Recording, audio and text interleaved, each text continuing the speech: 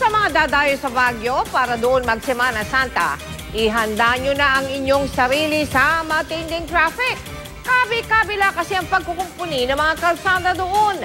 Nakatutok si CJ Torida ng GMA Dagupan. Nasa 250,000 na turista ang inaasahang dadagsa sa City of Pines sa Semana Santa ayon sa Tourism Office.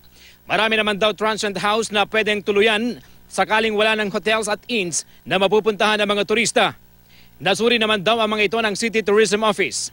Kung talagang wala ng matutuluyan, hindi naman ipagbabawal ang pagtatayo ng tent sa mga piling parke at lugar. May mga areas where they can put up their tents. Like here in Burnham, of course, the city government will identify that place na dapat ay may mga facility to address health and sanitation.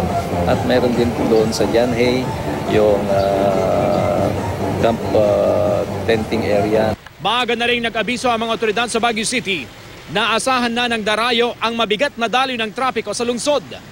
Ngayon pa nga lang, mabagal na ang andar ng mga sasakyan sa ilang pangunahing kalsada sa Central Business District ng Baguio. Bukod sa maraming sasakyan, kabi-kabila pa ang road rehabilitation project ng DPWH. Siyam na kalsada ang sabay-sabay na inaayos ngayon sa Baguio City, kabilang na sa Bonifacio Road.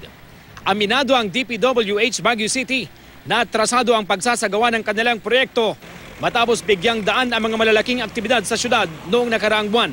Sususpindihin naman daw ng DPWH ang mga road repair sa Holy Week. Mula sa Baguio City, CJ Torida, nakatutok, 24 oras.